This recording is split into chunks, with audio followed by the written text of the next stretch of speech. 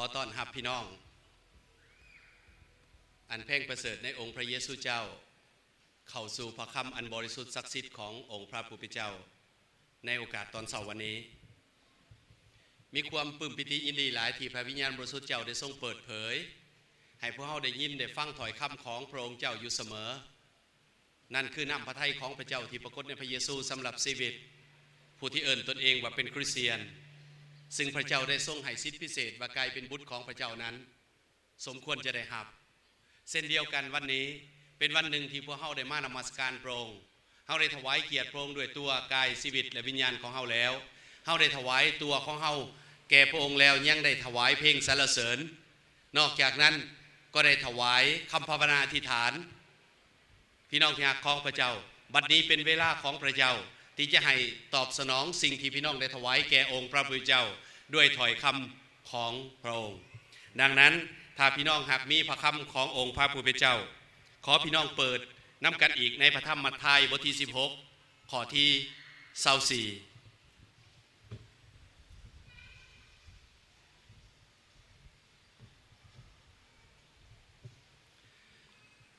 มัทธิวบทที่16ข้อที่24พี่น้องเห็นแล้วบ่ถ้าพี่น้องเห็นแล้วขอให้พี่น้องลุกยืนขึ้นแล้วเขาจะอ่านถ้อยคำของพระบิดาจากพระธรรมมัทธิวบทที่16ข้อที่24นี่พร้อมกันถ้าพี่น้องเปิดบ่ทันบ่เห็นขอให้อ่านในแผ่นใสหรือโปรเจคเตอร์อยู่ทางหน้านั่นพี่น้องที่รักของพระเจ้าขอให้พวกเราถวายเกียรติองค์พระผู้เป็นเจ้าโดยการอ่านมัทธิวบทที่16ข้อ24พร้อมกันขอเชิญแล้วพระเยซูเจ้าก็กล่าวแก่พวกสาวกว่าถ้าผู้ใดอยากตามเฮามาให้ผู้นั้นตัดสิทธิ์ของตนหับแบกไม้กางแขนของตนแล้วติดตามเฮามาขอให้พระเกียรติอำนาจฤทธิเดชดำรงอยู่กับพระเจ้าพระราชบิดาในสวรรคสถานบัดนี้พระองค์เจ้าผู้ประทับถึงบัลลังก์แห่งการนมัสการที่หักและเคารพขอให้เวลาทั้งหมดต่อไปนี้เป็นเวลาของพระองค์โปรดทรงกล่าวถ้อยคำของพระองค์ผ่านผู้หับไส้พระองค์มาถึงขน้อยเองด้วยมาถึงลูกชายลูกสาวที่พระองค์ทรงหักที่มาตั้งใจรอคอยหับพระคำของพระองค์วันนี้ทุกคนให้ได้หับพระคำอันบริสุทธิ์ศักดิ์สิทธิ์พร้อมกันในพระนามพระเยซูคริสต์เจ้าอาเมนเชิญพี่น้องนั่งลงพี่น้องที่หักในองค์พระเยซูคริสต์เจ้าพระคำขององค์พระผู้เป็นเจ้าในโอกาสตอนเช้าวันนี้อาจารย์ได้ใส่หัวข้อให้พี่น้องได้ศึกษาเพื่อให้ง่ายขึ้นก็คือว่าเฮาจะเป็นคริสเตียนประเภทใดเฮาจะเป็นคริสเตียนประเภทใดพี่น้องที่หักขององค์พระผู้เป็นเจ้าถ้าหากพี่น้องอ่านพระคำขององค์พระผู้เป็นเจ้าตอนนี้แล้วเฮาจะเห็นคริสเตียนประเภทหนึ่งในจำนวน 2-3 ประเภทที่พวกเฮาควรเป็นที่พวกเฮาควรยึดถือเอาไว้ที่พวกเฮาควรปฏิบัติตามพี่น้องที่หักขององค์พระผู้เป็นเจ้าพระคำที่พี่น้องได้อ่านเมื่อกี้นี่บอกว่าพระเยซูคริสต์เจ้าได้กล่าวแก่พวกสาวกว่าถ้าผู้ใดอยากพี่น้องที่หักได้ยินคำว่าอยากอยู่ในนั้นอยากตามเฮามาให้ผู้นั้นเฮ็ดหยังแดมี2-3อย่างอยู่ในที่นั้นถ้าผู้ใดอยากพี่น้องที่หักแสดงว่าพระเจ้าประสงค์หรือมีพระประสงค์ปรารถนาอยากจะให้พวกเฮาทั้งหลายนั้นมีความอยากมีความหิวกระหายและมีความต้องการดังนั้นอาจารย์จึงใส่ข้อคำทั้งหลายนั้นให้พี่น้องได้เห็นว่าเฮาอยากเป็นคริสเตียนประเภทนี้หรือว่าประเภทใดพี่น้องที่อยากเบิ่งพระคำขององค์พระผู้เป็นเจ้าที่ปรากฏในชีวิตของเฮาจะเห็นว่ามีคนอยู่ในโลกนี้2ประเภทที่พวกเขาฮู้ดีคน2ประเภทแรกก็คือคนทั่วไปหรือชาวโลกประเภทที่2ก็คือคนคริสเตียนหรือผู้ที่เชื่อในองค์พระเยซูคริสต์เจ้าพี่น้องที่รักและคนคริสเตียนก็มีอยู่หลายประเภทแต่อาจารย์ฮู้ได้เฉพาะอาจารย์ก็มีอยู่3ประเภทซึ่งจะแบ่งให้กับพี่น้องและพระเจ้าก็จะตัดถ้อยคำของพระองค์ใน3ประเภทนั้นบางข้อบางความดังต่อไปนั้นในคริสเตียน3ประเภทนั้นก็คือคริสเตียนใหม่หมายถึงยังน้อยอยู่และคริสเตียน เข้มแข็งหรือว่าเป็นคริสเตียนที่ใหญ่แล้วและอีกประเภทหนึ่งสุดท้ายก็คือคริสเตียนฝ่ายมนุษย์ธรรมดาพี่น้องที่อยากขอพระเจ้าพี่น้องสังเกตภาพหรือรูปที่อาจารย์ประกอบให้กับพี่น้องได้เห็นในโปรเจคเตอร์นั้นด้วยในชีวิตของพวกเราหรือใจของพวกเราจะมีอยู่บัลลังก์สองชนิดหนึ่งเก้าอี้หรือตังหรือบัลลังก์ใจของพวกเราซึ่งเฮาเองจะเป็นผู้ขึ้นนั่งและอีกมีบัลลังก์ขององค์พระผู้เป็นเจ้าที่จัดสรรไว้ซึ่งคริสเตียนจะได้รับสิ่งนี้ถ้าผู้ใดเป็นคริสเตียนแล้วบัลลังก์นี้จะเกิดขึ้นได้รับการสถาปนาหรือบัลลังก์นี้จะลอยจากสวรรค์ลงมาสู่ใจของผู้นั้นทันทีต่างแต่ว่าผู้ใดจะขึ้นไปนั่งถึงบัลลังก์นั้นเท่านั้นพี่น้องจะเห็นภาพในโอกาสต่อไปถ้าหากว่าเฮาบรรษาเฮาเองหรือเฮาบ่มีพระเจ้าก็จะมีตั้งใจของเฮาหรือบัลลังก์ใจของเฮาคือตั้งอี้แบบธรรมดาเท่านั้นแต่ถ้าหากว่าเฮาเป็นคริสเตียนก็จะมีตั้งอี้ชนิดนั้นคือบัลลังก์ใจพี่น้องเห็นบัลลังก์หมายกว่าพระที่นั่งหรือที่นั่งของกษัตริย์ดังที่พี่น้องเห็นสองภาพนั้นแตกต่างกันพี่น้องเบิ่งภาพแรกเห็นตังแต่เบิ่งภาพที่สองนี้เห็นบัลลังก์พี่น้องที่หักเข้าพระเจ้าสองอันนี้มันมีอันแตกต่างกันอยู่จังสัตว์และอีกอันไผที่จะเกี่ยวข้องกับสิ่งดังกล่าวนั้นผู้เกี่ยวข้องกับสิ่งดังกล่าวนั้นก็คือตัวเฮาพี่น้องที่หักของพระเจ้าและผู้ที่เกี่ยวข้องที่สองอยู่ในชีวิตของเฮาก็คือองค์พระเยซูคริสต์เจ้าหมายก็ว่าในชีวิตเฮานี่จะมีเฮาเองบางครั้งหลายครั้งเฮาจะมีพระเยซูคริสต์เจ้าและจะมีในสถานการณ์ใดเบิ่งถ้อยคำขององค์พระผู้เป็นเจ้าที่จะปรากฏในชีวิตของเฮาในโอกาสต่อไปพี่น้องที่รักขององค์พระผู้เป็นเจ้าประเภทแรกที่ให้พี่น้องได้เห็นอยู่ในที่นี้ก็คือคนที่บ่แม่นคริสเตียนคนที่บ่แม่นคริสเตียนหมายถึงคนชาวโลกทั่วไปถ้าเบิ่งในพระธรรมโยฮันบทที่3ข้อที่36นั้นเฮาก็จะเห็นว่าผู้ที่วางใจเชื่อในพระบุตรก็จะมีชีวิตนิรันดรผู้ที่บ่วางใจเชื่อในพระบุตรนั้นก็จะบ่เห็นชีวิตแต่การลงโทษของพระเจ้าจะปกคุมอยู่ถึงผู้นั้นแสดงว่าคนประเภทหนึ่งนั้นพวกเพิ่นบ่เห็นชีวิตเลย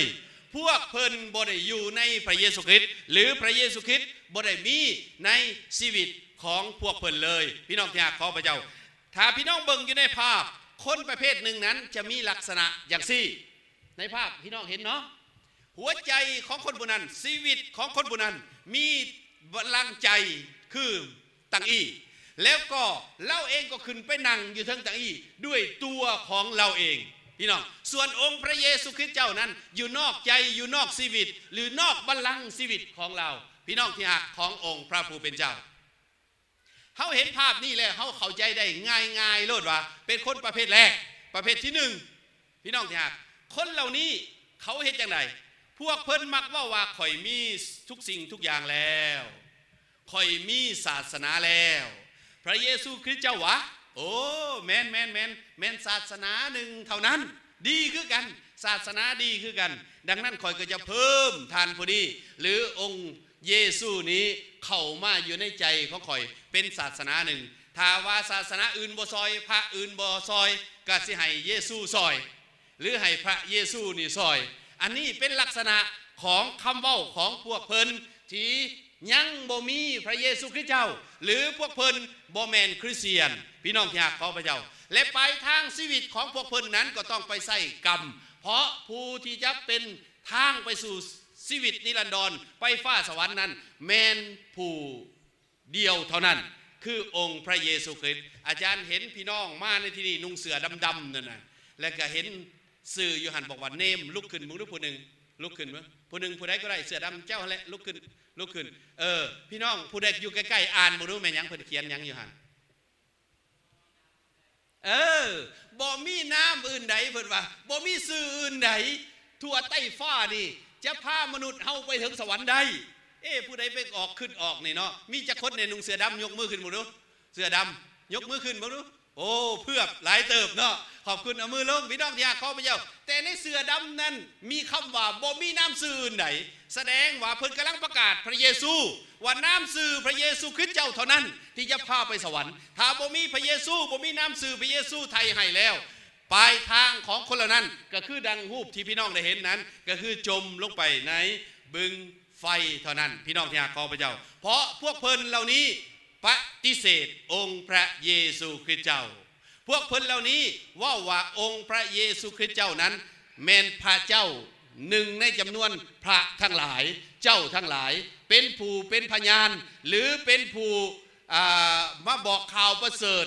หรือเป็นผู้ที่มาบอกข่าวดีซื่อๆบ่แม่นพระเจ้าพวกเพิ่นเข้าใจอย่างสั้นพี่น้องที่รักของพระเจ้าดังนั้นโดยการปฏิเสธนั้นจึงเฮ็ดให้เส้นทางชีวิตของพวกเพิ่นมืดมัวไปเ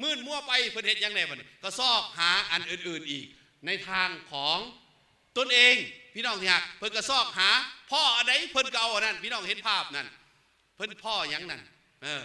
พ่ออันใดเพิ่นก็เอาอันนั้นเพิ่นบ่มีพระเจ้าพี่น้องที่รัก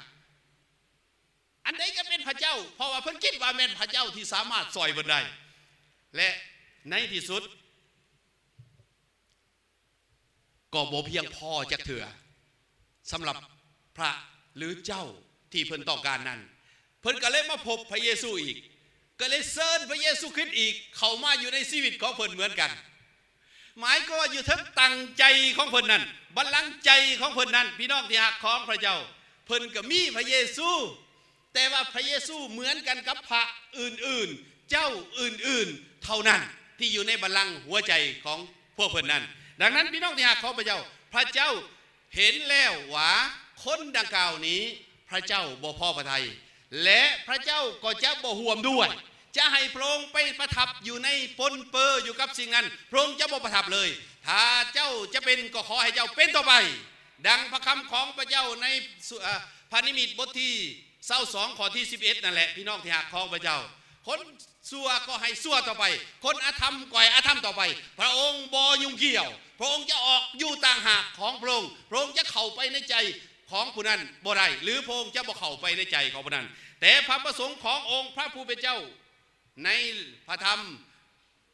มัทธิวบทที่4ข้อที่10ขอบอกว่าพระเยซูคริสต์เจ้าทรงตอบมันว่าจงยังพี่น้องอ่านพร้อมกัน1 2 3จง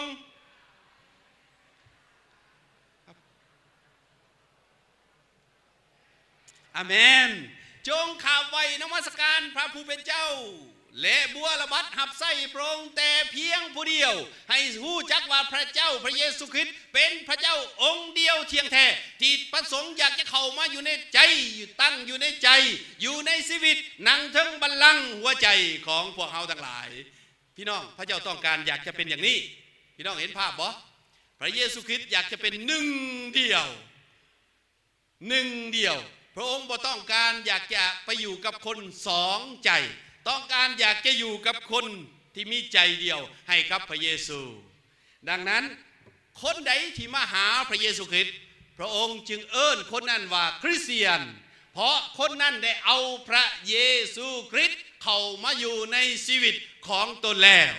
แต่ในคริสเตียนนั้นก็มีอยู่3ประเภทดังที่ให้พี่น้องได้เห็นประเภทที่1ก็คือคริสเตียนใหม่คริสเตียนใหม่ก็เป็นดังนี้มีพระเยซูคริสต์เจ้าและมีตนเองหมายถึงว่าบรรดาเจ้าบรรดานายบรรดาพระทั้งหลายนั้นหายออกไปแต่ว่าหากเพิ่นเองยังบ่ทันได้ลงมาจากชีวิตของตนเอง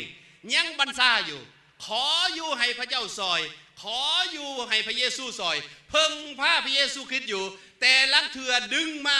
ตัดสินใจด้วยตัวเองเมื่อเจอปัญหามาแล้วหับมาแก้ไขเองโดยที่บ่ต้องพึ่งพระองค์บ่ได้ขอสติปัญญาจากพระองค์พี่น้องที่หักของพระเจ้าคนพวกนี้ซึ่งเอิ้นว่าคริสเตียนประเภทแรกคือยังน้อยอยู่คนพวกนี้จำเป็นจะต้องได้เฮียนหู้พี่น้องที่หักถึงว่าเพิ่นจะเป็นคริสเตียนแล้วได้รับชีวิตนิรันดรแล้วพระเจ้าได้ทรงประทานชีวิตให้ในพระเยซูคริสต์เพราะเพิ่นได้รับพระเยซูคริสต์เจ้าแล้วก็จริงแต่ว่าพี่น้องที่หักขององค์พระผู้เป็นเจ้าเพิ่นยังเป็นเหมือนเด็กน้อยอยู่ฟังให้ดีบ่แม่นเพิ่นเป็นเด็กน้อยถ้าหากว่าเขาจะกลับไปเป็นเด็กน้อยไปลินเต้นเสือกลินมาคางอยู่คือเด็กน้อยอยู่นั่น บ่เป็นที่พอพระทัยพระเจ้าแต่พระเจ้าอยากให้เป็นเหมือนเด็กน้อยในเริ่มต้นรวมทั้งพวกเฮาที่เชื่อพระเจ้ามาหลายปีแล้วนี่ให้บางครั้งให้เป็นเหมือนดังเด็กน้อยฟังให้ดีพี่น้องเหมือนดังเด็กน้อยบ่แม่นให้กลับคืนไปเป็นเด็กน้อยหรือเขาไปเกิดใหม่อีกหรือเขาไปในท้องแม่และเกิดมาใหม่อีกบ่แม่นพี่น้องที่รักของพระเจ้าเฮาเป็นเหมือนดังเด็กน้อยในบางกรณีพี่น้องเพราะว่าพระประสงค์ของพระเจ้าให้เป็นผู้ใหญ่ให้ใหญ่ทวนถึงความสมบูรณ์ในพระเยซูคริสต์ดังนั้นคำว่าให้เป็นเหมือนเด็กน้อยดังในพระคำ2 เปโตรบทที่1 เปโตรบทที่2 ข้อ 2นี่จงเหมือนดังเด็กน้อยๆที่เกิดใหม่จงห้อนใจปรารถนาหาน้ำนมบริสุทธิ์ฝ่ายวิญญาณเพื่อว่าด้วยน้ำนมนั้นพวกเจ้าจะได้เจริญขึ้นถึงความพ้นแสดงว่าพระเจ้าอยากให้พวกเขาเจริญขึ้นถึงความพ้นอยากให้เขาใหญ่ขึ้นแต่ว่าให้เขาแสวงหาน้ำนมฝ่ายวิญญาณคือพระคำของพระเจ้า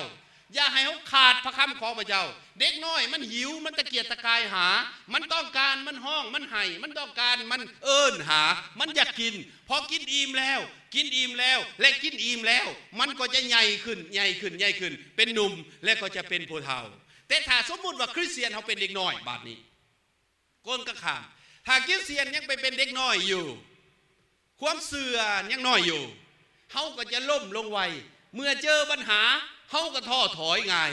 เมื่อเจอการต่อสู้เขาจะหันหลังใส่พี่น้องฟังให้ดีการต่อสู้ยุทธภัณฑ์นี่อยู่ทางหน้าพวกเขาความจริงก็อยู่ในแอวของเฮาความชอบธรรมป้องกันเอิกเฮาพระคำบ่ได้ว่าความชอบธรรมป้องกันหลังเฮาดังนั้นเมื่อเฮาเข้าสู่สนามรบไปต่อสู้นี้ถ้าเฮาหันหลังปบนี้แล่นนี้จากศัตรูในสงครามนั้นศัตรูมันจะยิงอาวุธของมันใส่ทางหลังเฮาตายเหมือนกันพี่น้องที่รักบ่ได้ตายแต่ทางหน้าตายเหมือนกันดังนั้นอย่าหันหลังต่อสู้คนที่เป็นดังเด็กน้อยนั้นเมื่อมีปัญหาเขาจะหันหลังใส่ปัญหานั้นและเขาก็จะปบหนีเมื่อหันหลังใส่ปัญหานั้นบ่แมนคนที่มีไสสนะพี่น้องที่รักบ่แมนคนที่รักษาไสสนะคนที่มีไสสนะและรักษาไสสนะนั้นเขาจะรักษาไว้ตลอดนิรันดร์การและนิรันดรพี่น้องที่รักของพระเจ้าเขาจะบ่ปราศัยเขาจะบ่หวั่นไหวเขาจะบ่ย่านกลัวสิ่งใดเลยพี่น้องเพราะเขาอยู่ในท่าผู้ไสสนะและรักษาไสสนะนั้นไว้อยู่เสมอเฮาเป็นดังนั้นแล้วหรือยังหรือว่ากลับกลายไปเป็นเด็กน้อยอีกถ้าไปเป็นเด็กน้อยอีกอาจารย์ขออนุญาตใส่สื่อผู้ดูแลผู้หนึ่งอยู่นี่ผู้ดูแลแสงเพชรซะสมมุติว่ามีผู้ใดผู้หนึ่งแลนเข้ามานี่บ่เคยรู้จักกันเด็กน้อยแลนเข้ามาแล้วแสงเพชรโอ้หมอน้อยอันนี้หมอแสงเพชรหมอน้อยอันนี้ผู้ดูแลแสงเพชรดีใจบ่คงบ่ดีใจแน่พอเข้ามาแล้วเขาเห็นเขาว่าหมอน้อยอันนี้บักน้อยอันนี้บ่ดีใจอีน้อยอันนี้บ่ดีใจแต่อย่าให้เขาเห็นอาการความเป็นเด็กน้อยของคริสเตียนพวกเขาแต่เขาแสดงอาการเป็นผู้ใหญ่แต่เหมือนดังเด็กน้อยบางข้างข่าวคือแสวงหาอยากอ่านอยากเรียนอยากศึกษาอยากใส่พลังอยากใส่อำนาจอยากต่อสู้คือเด็กน้อยมันอยากเรียนรู้ประสบการณ์ซอกเอาประสบการณ์แต่บ่แม่นให้เป็นเด็กน้อยดังนั้นในพระคำขององค์พระผู้เจ้าตอนนี้จะบอกว่าจงห้อนใจปรารถนาหาน้ำนมเพื่อเจ้าจะใหญ่ขึ้นจะเลิศขึ้นบ่ได้ให้หยุดอยู่ว่ากินน้ำนมแล้วพอแต่ให้เจริญขึ้นหมายความว่าให้ใหญ่ขึ้นพี่น้องที่รักของพระเจ้าดังนั้นขอให้พวกเราเป็นเหมือนกันกับเด็กน้อยผู้นี้หรือว่าคริสเตียนใหม่นี้เพื่อพวกเขาจะใหญ่ขึ้นฝ่ายองค์พระเยซูคริสต์ในองค์พระเยซูคริสต์เจ้าพี่น้องที่รักของพระเจ้าถ้ามื้อใดที่เขายังกินนมอยู่และเป็นเด็กน้อยอยู่ตลอดนั้นเกิดแล้วพระกุมารบริสุทธิ์ย่ำใดกลายเป็นกุมารตั้งแต่วันที่25เดือน12จนฮอดวันที่31เดือน12ของปีหน้าก็ยังให้พระเยซูเป็นกุมารอยู่และเขาก็ดำเนินชีวิตแบบเป็นกุมารอยู่พี่น้องที่รักของพระเจ้าบ่แม่นนำพระทัยพระเจ้านำพระทัยของพระเจ้าก็คือให้เขาเติบโตให้เขาใหญ่ขึ้นในองค์พระเยซูคริสต์วิธีที่จะให้เขาเติบโตและใหญ่ขึ้นก็คือ 1. อธิษฐานอยู่ตลอดเวลาอธิษฐานอยู่อย่างบ่อิดบ่เมื่อยคือกันกับเด็กน้อยเล่นนี่แหละมันเล่นมันบ่ฮู้เมื่อยเด้ให้มันเศร้าเมื่อยมันบ่เศร้ามากินข้าวมันก็บ่อยากเศร้าให้แบบนั้นแหละพระคัมภีร์ใน1เทสโลนิกบท5ข้อ17จึงว่าจงอ้อนวอนอยู่บ่ขาดคือให้อธิษฐานอยู่ตลอดอันที่2ก็คือให้อ่านพระคำของพระเจ้าอย่างสม่ำเสมอทุกวันอันที่3ก็คือ นมัสการพระเจ้าเท่าที่มีโอกาสบอนใดที่มีการนมัสการพระเจ้าอย่าขาดคือนมัสการพระเจ้าอยู่ตลอดเวลาและอันที่4ก็คือเป็นพยานบอกข่าวเรื่องความพ้นให้กับผู้อื่นได้ยินได้ฟังเสมอพี่น้องที่รักของพระเจ้าอันที่5ก็คือถวายตัวถวายกายให้กับพระเจ้าถวายสิ่งที่มีให้กับพระเจ้านอกจากถวายแล้วก็ให้กับคนอื่นด้วยเอาให้ผู้อื่นด้วยนอกจากถวายแล้วให้ผู้อื่นก็ให้ส่งคืนด้วยพี่น้องที่รักนี่คือน้ำพระทัยของพระเจ้า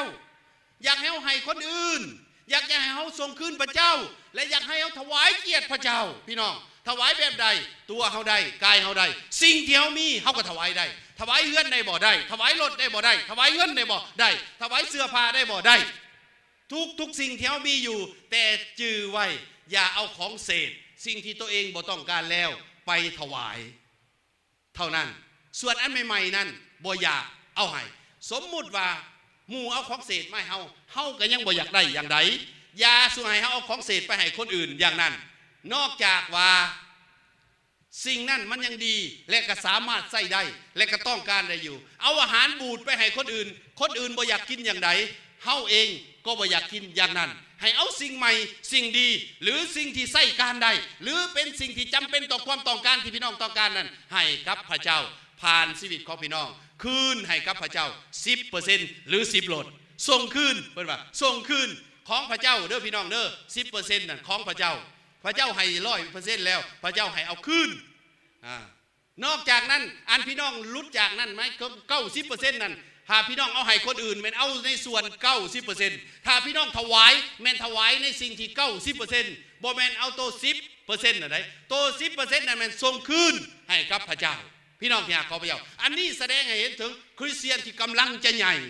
และคริสเตียนที่ใหญ่แล้วนอกจากนั้นก็เชื่อฟังและดำเนินชีวิตสามัคคีธรรมกับพี่น้องอยู่ในคริสตจักรสามัคคีธรรมกับพระวิญญาณบริสุทธิ์เจ้าทุกวันพี่น้องที่รักของพระเจ้าถ้าเราขาดการสามัคคีธรรมกับพระวิญญาณบริสุทธิ์เจ้าเฮาสิไปว่าอย่างไรหักพระเจ้าได้อย่างไร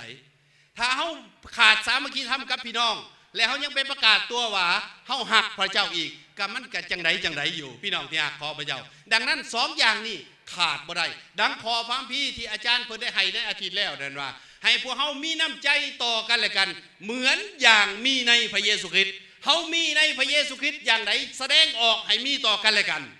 ถ้าสิบอกว่าข่อยมีในพระเยซูคริสต์แต่การแสดงออกบ่ได้มีต่อกันและกันขอโทษพี่น้องที่รักบ่ครบพี่น้องที่รักขอให้มันครบให้มีต่อกันคือมีในพระเยซูคริสต์พี่น้องที่รักของพระเจ้านั่นแหละคือสิ่งที่พระเจ้าต้องการและคริสเตียนอีกประเภทหนึ่งประเภทที่2บัดนี้คริสเตียนประเภทที่2แม่นคริสเตียนที่เข้มแข็งคริสเตียนที่ใหญ่แล้วคริสเตียนที่เข้มแข็งนี้แม่นพระประสงค์ของพระเจ้าแท้ๆบ่มีจักเทื่อดอกพี่น้องที่รักของพระเจ้าที่พระเจ้าให้มาหาพระองค์แล้วให้พวกเฮาย่ำอยู่บนเก่าและถอยหลังลงซ้ำแต่พระองค์ประสงค์อยากให้เฮาเจริญเติบโตขึ้นและใหญ่ขึ้นฟังให้ดี3โยฮันข้อ2บอกว่าในใดพระเยซูคริสต์อธิษฐานเพื่อเฮาอัครสาวกโยฮันอธิษฐานบอกว่าอธิษฐานเพื่อพวกเฮาทั้งหลายในอัครสาวกโยฮันได้เขียนไว้ตอนนั้นก็คือองค์พระเยซูคริสต์อธิษฐานเพื่อเฮาในโรมบท8ข้อที่34ทุกนาทีเวลานี้คือกันให้จิตวิญญาณเฮาเจริญดีให้สุขภาพเฮาแข็งแรงอายุยืนยาวและวัตถุสิ่งของพระเจ้าจะให้เจริญตามมาในข้อนั้นบอกว่าเฮาอ่อนวอนให้เจ้าเจริญดีในทุกสิ่งสุขภาพแข็งแรงเหมือนดังจิตวิญญาณเจริญดีนี่แหละคือพระประสงค์ของพระเจ้าให้เฮาใหญ่ขึ้นในหนังสือเอเฟโซบอกว่าใหญ่ขึ้นถึงความสมบูรณ์ในพระคริสต์พี่น้องที่รักของพระเจ้าหันไปเบิ่งคนอยู่ข้างหรือบ่ต้องเว้าหยังหันไปเบิ่งคนอยู่ข้างพี่น้องนั่งข้างพี่น้องนั่นแหละเบิ่งด้วยความหักพี่น้องเบิ่งด้วยความหักพวกเพิ่นใหญ่หรือยังตัวเพิ่นใหญ่หรือยังฮะอ้าวสำรวจตัวเฮาเองบัดนี้เฮาใหญ่หรือยังใหญ่แบบนี้หรือยังพี่น้องเนี่ยหากคนใหญ่แล้วอาการจะเป็นดังนี้รูปนี่พี่น้องพระเยซูคริสต์จะประทับถึงบัลลังก์ชีวิตผู้นั้นส่วนผู้นั้นจะคุกเข่าลงยอมฟังเชื่อฟังเฮ็ดตามพระองค์พระคัมภีร์ใส่คำใดที่เฮาจะเล่าของขึ้นใจหน้าที่นาผู้ที่อยากเป็นสาวกแท้นั้นต้อง แบกไม้กางเขนตามพระเยซูคริสต์เจ้าไปเจ้าแบกไม้กางเขนติดตามเขามาเขาทั้งหลายจังหูจักว่าเจ้าเป็นสาวกแท้ของเฮานั่นคือผู้ที่ใหญ่แล้วเป็นสาวกที่แท้จริงในองค์พระเยซูคริสต์เจ้าพี่น้องที่รักของพระเจ้ามันมีอันยังบังอยู่นี่นะมันจะบีบยากนิดนึงพี่น้องที่รักคนคริสเตียนหรือคริสเตียนที่เข้มแข็งประเภทที่สองนั้นพระเยซูคริสต์เจ้าได้นั่งเทิงบัลลังก์ใจเราองค์พระเยซูคริสต์เจ้าได้กล่าวกับผู้นั้นว่าในมัทธิวบทที่16ข้อที่24ที่พวกเขาได้อ่านน้ำกันแล้วนั่นว่าแล้วพระเยซูเจ้าก็กล่าวแก่ผู้ที่ใหญ่แล้วนั่นว่าแล้วพระเยซูก็กล่าวกับสาวกนั่นว่าถ้าผู้ใดอยากตามเขามาให้ผู้นั้นตัดสิทธิ์ของตนหับแบกไม้กางเขนของตนแล้วติดตามเขามานี่คืออาการที่พระเยซูคริสต์กำลังบอกถึงผู้ที่ก้าวขึ้นขั้นใดขั้นที่สองที่สามและขั้นต่อไปหมายถึงว่าผู้ที่จะเป็นผู้ใหญ่ฝ่ายวิญญาณผู้ที่จะเจริญเติบโตฝ่ายวิญญาณพี่น้องที่รักของพระเจ้าผู้นั้นก่อนอื่นมัดต้องตัดสิทธิ์ของตนเองเฮ็ดได้ตัดสิทธิ์ของตัวเองเอาชนะตัวเองพี่น้องที่รักของพระเจ้าเอาชนะตัวเองยอมตายต่อบาปต่อชีวิตเก่าเห็นบ่พี่น้องที่รักของพระเจ้ามีบางคนมาฮอดเวลานี้บ่ยอมหับศีลบัพติศมาเป็นยังบ่อยากหับศีลบัพติศมาเถื่อเพราะย่านเฮ็ดบ่ได้เป็นยังบ่หับศีลบัพติศมาเถื่อเพราะบ่ยอมตายต่อบาปต่อชีวิตเก่าดังนั้นเฮ็ดได้ไหนก็ยังบ่ทันได้เป็นลูกของพระเจ้าที่เติบใหญ่หมายถึงยังเป็นผู้เด็กน้อยต้องเฮียนดูต้องซอกหาต้องกินพระคำของพระเจ้าหลายเข้าไปก่อนจึงจะเข้าใจจึงจะยอมตายต่อบาปได้จึงจะยอมเอาชนะตัวเองได้และยอมทิมความปรารถนาแบบโลกที่มีอยู่ในสมองของหลายปีนั้นออกได้และจึงจะเหตุตามพระประสงค์ของพระเจ้าได้ทุกอย่างหรือหลายอย่างพี่น้องที่รักของพระเจ้าอันนี้แหละที่พระเยซูคริสต์เจ้าต้องการพระเยซูคริสต์เจ้าเองยอมพี่น้องที่รักพระองค์ยอมตายถึงไม้กางเขนเป็นแบบอย่างให้กับพวกเราสเตฟานโนยอมให้เขาควงหินใส่ตายแล้วไปประกาศพระคำพระเจ้าเป็นมัคคานายกพี่น้องเป็นผู้ดูแลในคริสตจักรแต่ประกาศพระคำของพระเจ้าและแล้วได้เล่าเรื่องของพระเจ้าตั้งแต่ปฐมกาลมาจนฮอดสมัยพระเยซูคริสต์เจ้าและได้ประกาศพระเยซูคริสต์เจ้าอีกแล้วยอมทนทุกข์ลำบากและในที่สุดบ่ปะพระเยซูคริสต์เจ้ายอมตายแทนที่จะว่าข่อยเศร้าแล้วจะบอกประกาศแล้วจะบอกเล่าเรื่องพระเยซูอีกจะบอกเล่าเรื่องโมเสสอีกจะบอกเล่าเรื่องพระเจ้าผู้ทรงสร้างอีกข่อยยอมแล้วสเตฟานโนบ่ได้เว้าแนวนี้แต่สเตฟานโนจะเว้าต่อไปและจะเว้าจนฮอดนาทีสุดท้ายและก็เป็นดังนั้นแท้ๆและก็เป็นดังนั้นแท้ๆสเตฟานโนยอมตายเพราะข่าวประเสริฐพี่น้องจากขอพระเจ้าดังนั้นประคำขอพระเจ้าคำว่าตัดสิทธิ์ของตัวเองคือความสุขส่วนตัวหรือสิ่งต่างๆที่เขาเคยมีเคยบำรุงปมเปื้อของเราในเมื่อก่อนผ่านมานั้นให้หันเข้ามาเป็นความสุขในพระเจ้าให้หันเข้ามาเป็นความหังมีในพระเจ้าให้หันเข้ามาเป็นความสันติสุขในพระเยซูคริสต์เจ้าและพระเจ้าจะอวยพรให้ดีขึ้นสบายขึ้นหลายขึ้นกว่าเก่าในท่ามกลางความยากลำบากในท่ามกลางการต่อสู้ฝ่ายวิญญาณนั้นพี่น้องที่รักของพระเจ้าบัดนี้หันไปถามคนอยู่ข้างลองเบิ่งว่าท่านตัดสิทธิ์ของตนแล้วหรือยัง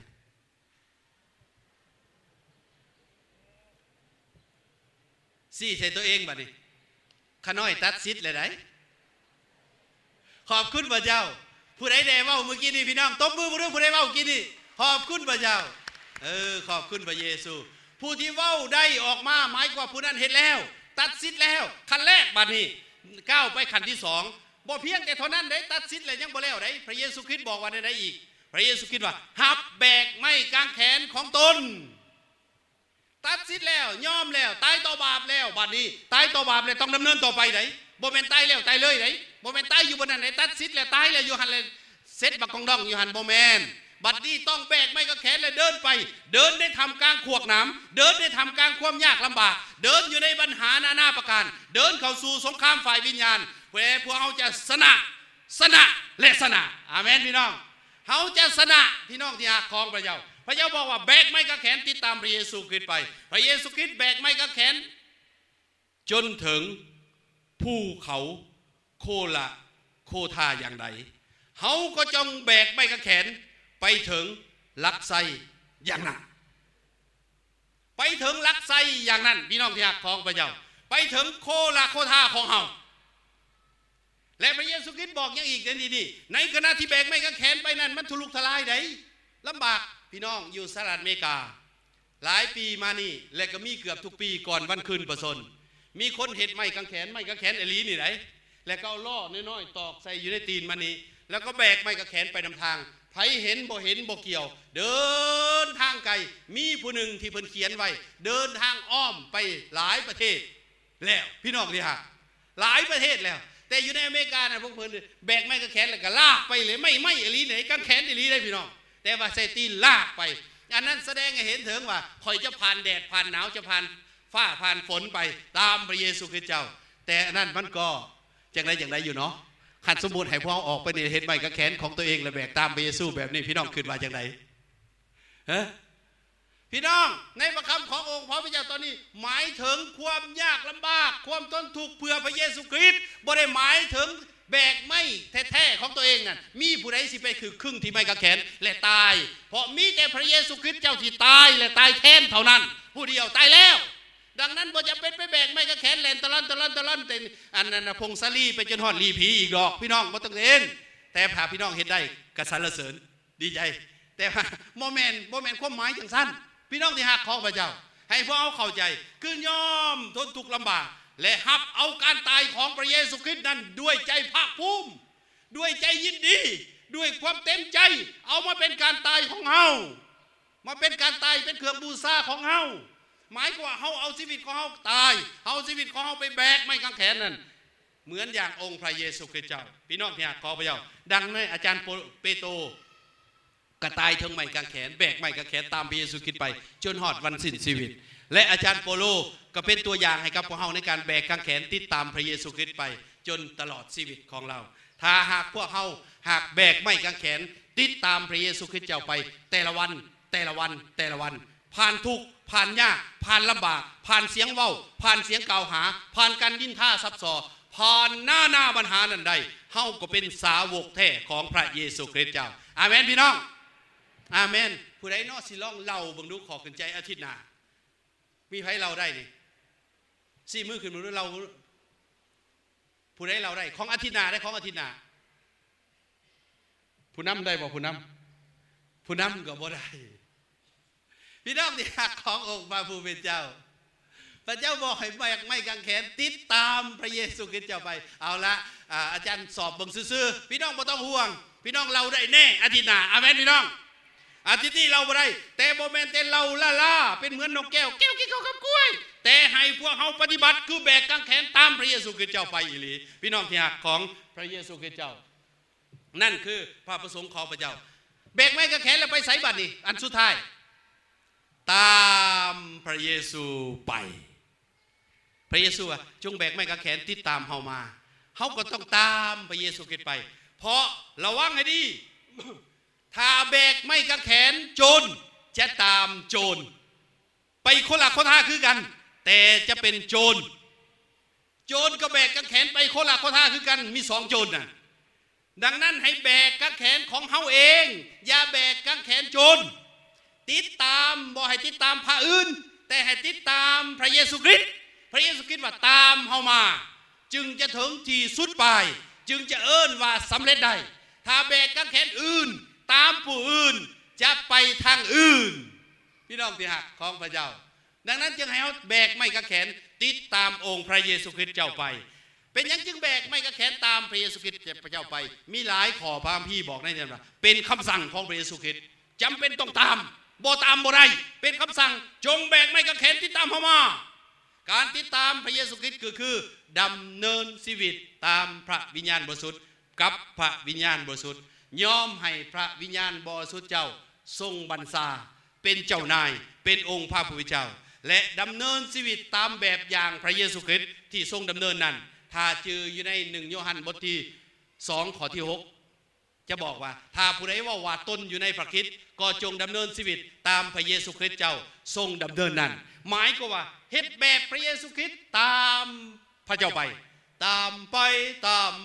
ข้าจะตามพระเยซูสิ่งใดๆทั่วไปจะตามห้อยพระบาทเคยร้องบ่พี่น้องเพลงนี้เคยบ่ฮะขอบคุณพระเยซู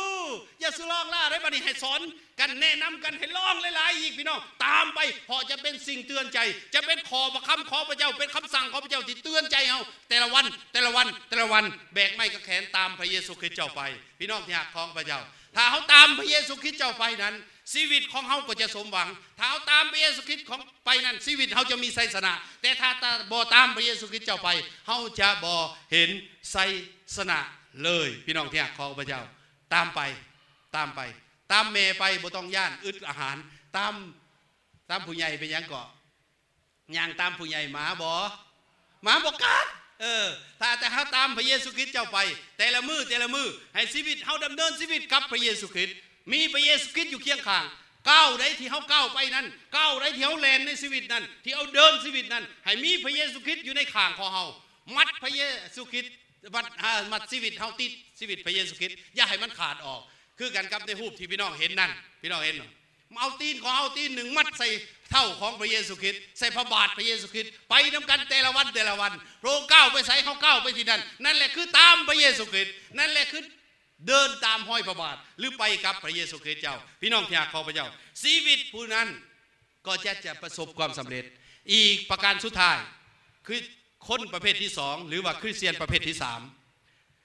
คริสเตียนประเภทที่สามนี่ก็คือพี่น้องเห็นภาพบ่เดี๋ยวนั้นมีบัลลังก์แล้วลงแต่ตังอี้แต่เราไปนั่งเทิงบัลลังก์ใจของเราซึ่งบ่อนนั้นเป็นบ่อนพระเยซูคริสต์บ่อนนั้นเป็นบ่อนที่พระเยซูคริสต์เจ้าได้ทรงตั้งไว้เป็นบ่อนให้พวกเขาไปเข้าไปใกล้ๆเลยนมัสการพระองค์เป็นบ่อนเขาไปขาไฟพระองค์เป็นบ่อนที่พวกเขาไปสรรเสริญพระองค์แต่เขากลับขึ้นไปยืนไปนั่งไปเหยียบไปยำแทนพระเยซูคริสต์หลายเถื่อเขาออกหน้าแทนพระเยซูคริสต์และก็ตอบแทนพระเยซูคริสต์ว่าบ่ได้ดอกมันยากเฮ็ดบ่ได้ไปบ่ถึงอ่านแบบแล้วบ่ได้ดอกเสียเป็นคืออาจารย์บ่ได้ดอกพี่น้องที่รักนั่นแหละเขากำลังขึ้นไปนั่งอยู่เทิงบัลลังก์ของพระเยซูคริสต์มีสิ่งใดพระเยซูคริสต์เฮ็ดบ่ได้บ่มีจักสิ่งเพราะทุกสิ่งก็เป็นไปได้สำหรับพระเจ้าเฮ็ดได้ทุกสิ่งแต่เป็นยังเขาจะไปเฮ็ดแทนพระองค์หลายเถื่อเขายากเอาหน้าที่ของพระองค์มาแทนคือกันกับในคริสตจักรบางคริสตจักรแหละตั้งตัวเองคือเป็นประธานคริสตจักรเป็นหัวหน้าคริสตจักรทั้งที่คริสตจักรนั้นแม่นพระเยซูคริสต์ทรงเป็นประมุขหลายเถื่อหลายคริสตจักรบ่แม่นน้อยพี่น้องที่รักเอาตัวเองไปนั่งบัลลังก์นั้นบนนมัสการนั้นแทนพระเยซูคริสต์เจ้าและก็ออกหน้าแทนพระเยซูคริสต์เจ้าดังคริสเตียนประเภทที่สามนี่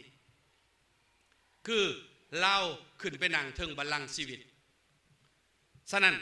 คนประเภทนี้พระเจ้าก็เลยบอกในพระคัมภีร์เฮบรูบท5ข้อ12ถึง14ว่าถึงแม้นว่าขณะนี้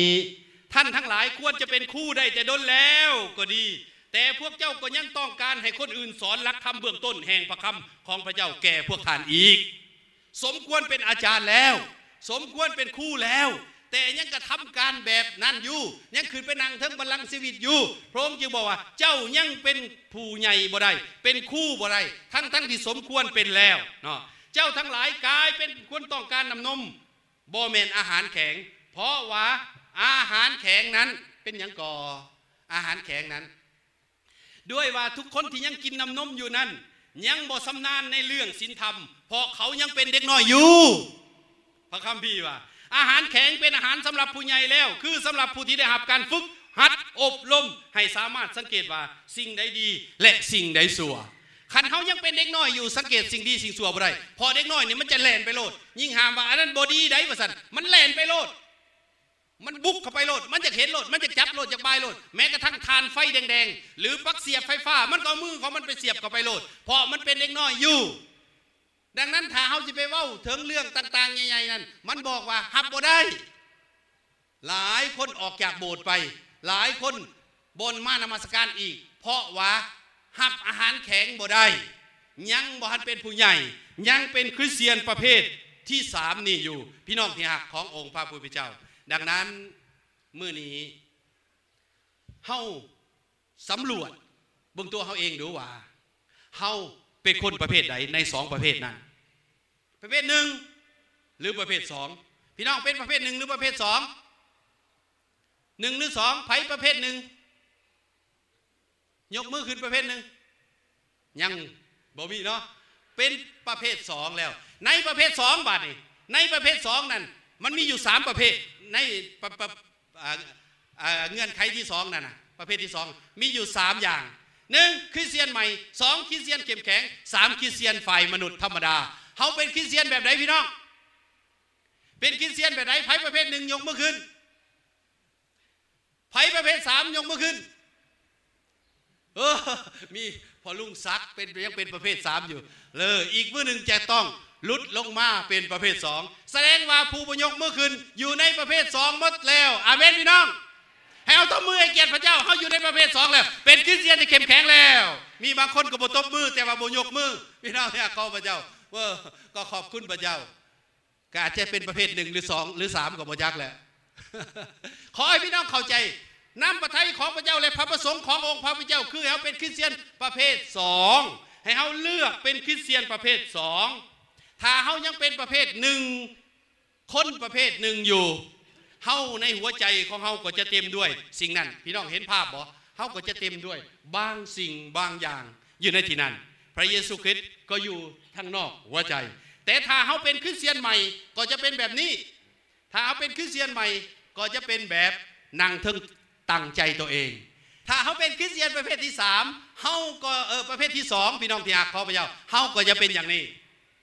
พระเจ้าอยากจะให้พวกเขาเป็นอย่างนี้อยากให้ทุกๆคนพวกเขาเฮียนหู้ที่จะเป็นอย่างนี้ถ้าเขาเป็นอยู่ในประเภทหนึ่งมือหนึ่งเขาต้องขึ้นขัน2แต่ถ้าพวกเขาเป็นขัน3แล้วมันเลยเถื่อนไปมันเลยเถื่อนไปให้เอาลุดลงมากลับขึ้นลงมาอีกเป็นประเภท2และพระเจ้าจะอวยพรพระเจ้าจะอวยพรพระเจ้าจะอวยพรทั้งอวยพรเฮาครอบครัวเฮาคริสตจักรของพระเจ้าด้วยอันนั้นแหละคือพระประสงค์ของพระเจ้าแต่ถ้าพวกเฮายังเป็นประเภทนี้อยู่บ่ได้ยากพี่น้องเพราะบัลลังก์อยู่ในหัวใจบ่แม่นของเฮาแล้วง่ายทีเดียวง่ายๆน้อยเดียวเพราะว่าบัลลังก์นั้นเป็นของพระเยซูคริสต์เพียงแต่เฮาหันลงมาคุกเข่ามันต่างประเภทตำอิดคนประเภทตำอิดนั้นตัวนั้นยากหลายตัวนั้นยากคนประเภทตำอิดได้พี่น้องที่บ่มีพระเยซูคริสต์อยู่ในอันนี้มีพระเยซูคริสต์อยู่ในแล้วเฮาเพียงจะเป็นนางบัลลังก์แทนพระเยซูเท่านั้นข้าวเดียวหนึ่งเท่านั้นเพียงแต่ว่าข้าน้อยยอมตัดสิทธิ์แบกไม้กางแขนพร้อมที่จะตามพระองค์มาเฮาก็จะคู่เข่าลงทันทีแล้วพระเยซูคริสต์เจ้าก็จะขึ้นไปนั่งถึงบัลลังก์ชีวิตของผู้นั้นแต่คันธาหากว่าเฮาเป็นคริสเตียนแบบนี้พระเจ้าจะบ่พอพระทัยคือคริสเตียนประเภทที่3นี่เห็นบ่พี่น้องเป็นคริสเตียนได้นี่มีพระเยซูมีไม้กางแขนมีอันอื่นๆอีกสัปปิสัปปะเต็มไปหมดอยู่ในที่นั้นมียังก็เอาหมดอันใดก็เอาหมดพี่น้องที่รักของพระเจ้ามีผู้หนึ่งบ่แม่นผู้หนึ่งและกลุ่มหนึ่งมาเฮือนอาจารย์มื้อวันศุกร์นั่นกลุ่มนั้นลูกของเพิ่นบ่สบายเพิ่นต้องการอยากจะให้รับการเยียวยา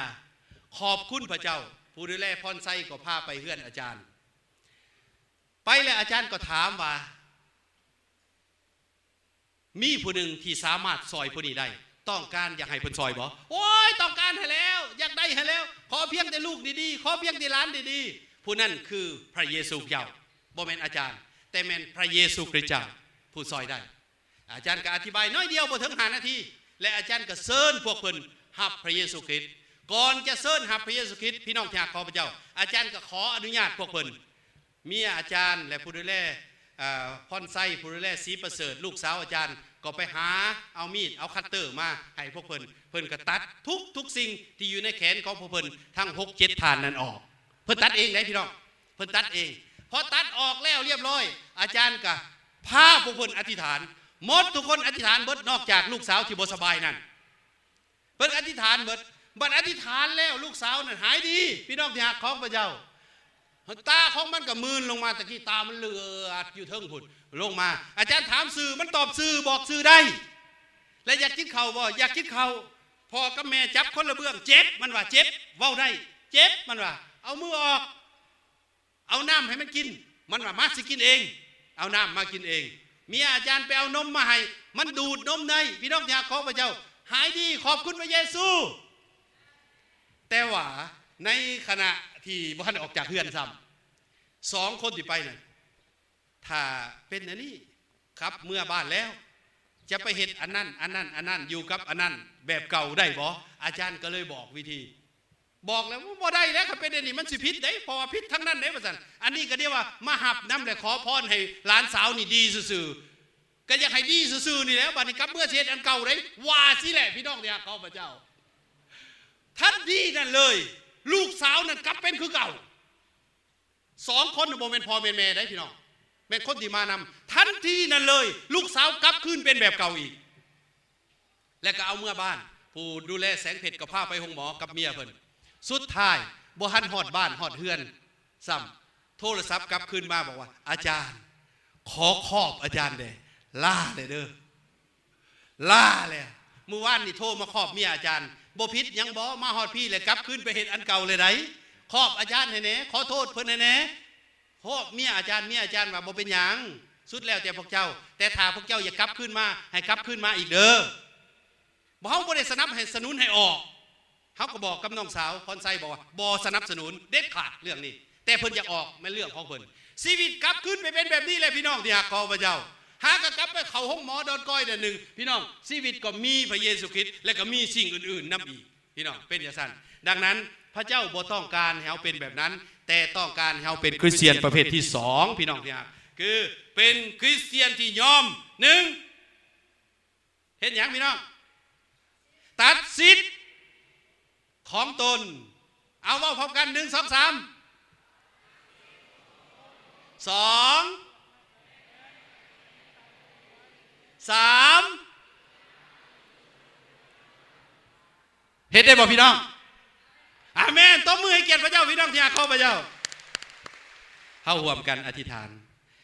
พระเจ้าพระบิดามุขน้อยขอบคุณพระองค์สำหรับพระคำของพระองค์ที่มาถึงพวกมุขน้อยทั้งหลายให้มุขน้อยเห็นคริสเตียนอยู่ 2-3 ประเภทมุขน้อยก็อยู่ใน 2-3 ประเภทนั่นแหละทั้งประเภท1ประเภท2ประเภท3รวมทั้งตัวขน้อยเองแต่ก็เฮียนหู้ที่จะก้าวเข้าไปประเภทที่พระองค์พ่อพระทัยให้หลายขึ้นขอซอยมุขน้อยให้เฮ็ดตามพระคำของพระเจ้านี้ด้วยเถิดเพื่ออยากให้เป็นตามพระประสงค์ขององค์พระผู้เป็นเจ้าจึงอธิษฐานมอบชีวิตวิญญาณมุขน้อยให้อยู่ตามการทรงนำของพระวิญญาณบริสุทธิ์เจ้าทุกประการเพื่อจะเฮ็ดตามนำพระทัยในพระคำของพระองค์ตอนนี้ในพระนามพระเยซูคริสต์เจ้าอาเมนตบมือให้เกียรติพระคำพระเจ้าอีกทีนึงพระเจ้าอวยพร